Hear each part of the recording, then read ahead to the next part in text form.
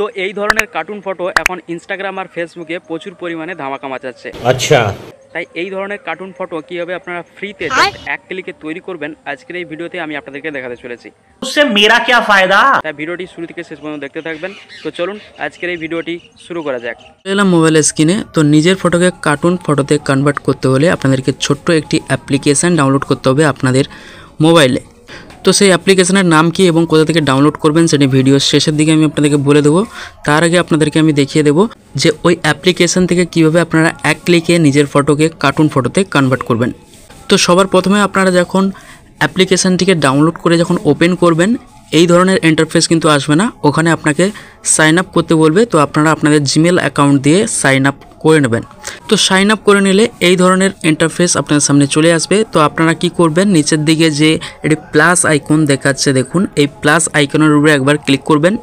Plus আইকনের উপরে click করলে এখানে ফটো বলে লেখা রয়েছে দেখুন ফটোস, এই ফটোস লেখার উপরে ক্লিক করবেন। ফটোস লেখার উপরে যখনই ক্লিক করবেন এখানে আপনার ফটোটিকে সিলেক্ট করতে বলবে। তো আপনি সেই ফটোটিকে সিলেক্ট করবেন যেই ফটোটিকে আপনি কার্টুন ফটোতে কনভার্ট করতে চান। ফটোটিকে সিলেক্ট করার পর নিচের দিকে দেখুন ডান বলে লেখা রয়েছে, এই ডান লেখার উপরে একবার ক্লিক করবেন। তো ফটোটিকে সিলেক্ট করে যখনই ডান লেখার উপরে ক্লিক করবেন এই ধরনের ইন্টারফেস আপনাদের সামনে চলে আসবে। এখানে আপনার ফটোটি শো করবে। তো এখানে কিন্তু আপনাদেরকে কিছু টেক্সট লিখতে হবে। এখানে দেখুন এই যে লেখা রয়েছে আস্ক এনিথিং, এখানে কিন্তু আপনাকে কিছু একটি প্রম্পট লিখতে হবে, ঠিক আছে। লিখলে কিন্তু তবে আপনার ফটোটি তৈরি হবে, মানে আপনাকে এআইকে বোঝাতে হবে যে আপনি কোন ধরনের ফটো তৈরি করতে চান। তো সেটি কি লিখবেন সেটাও কিন্তু আমি ভিডিওর শেষের দিকে আপনাদেরকে বলে দেব, এবং এখানে কিন্তু আপনারা দেখতেও পাবেন যে আমি কি লিখছি, ঠিক আছে। তো আমার লেখা রয়েছে, লিখে আমি কপি করে নিয়েছিলাম, তো এটাকে আমি পেস্ট করে দিচ্ছি। তো এখানে আমি দেখুন লিখে দিয়েছি। তো এবার কি করতে হবে, এই যে দেখুন নিচের দিকে একটি অ্যারো তীর আইকন দেখাচ্ছে, এই যে অ্যারো তীর আইকন এইখানে কিন্তু ক্লিক করতে হবে, ঠিক আছে। তো আমি এখানে ক্লিক করে দিচ্ছি। তো তীর অ্যারো আইকনের উপরে যখনই ক্লিক করে দিবেন এই ধরনের একটি ইন্টারফেস আপনাদের সামনে চলে আসবে। এখানে আপনার কিন্তু ইমেজটি শো করবে, আপনার যে রিয়েল যে ইমেজটি রয়েছে সেটি এখানে শো করবে, মানে আপনার ফটোটি। আর এখানে আপনি যে প্রম্পটটি লিখেছেন সেটি কিন্তু এখানে শো করবে।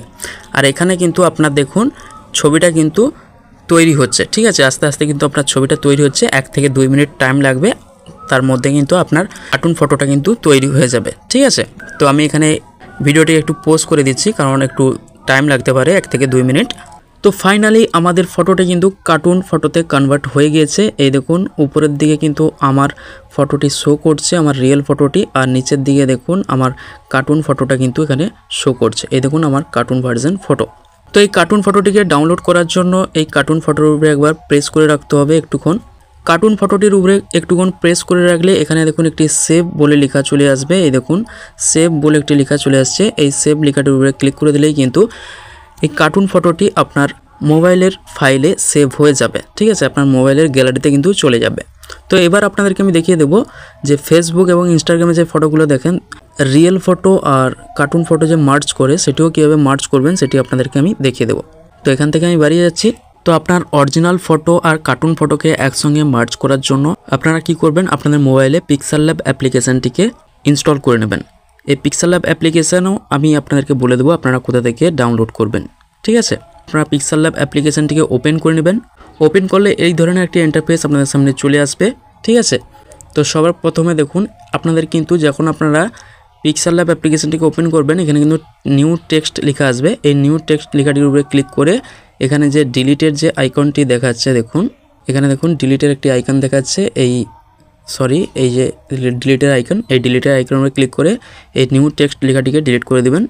করে দেওয়ার পর এখানে দেখুন একটি প্লাস আইকন দেখাচ্ছে, এই প্লাস আইকনের উপরে ক্লিক করবেন। তারপর এখানে দেখুন ফ্রম গ্যালারি লেখা রয়েছে, এই ফ্রম গ্যালারি লেখাটির উপরে ক্লিক করবেন। তারপর এখান থেকে আপনি আপনার কার্টুন ফটোটিকে সিলেক্ট করে নেবেন, এই কার্টুন ফটোটিকে সিলেক্ট করে নেবেন।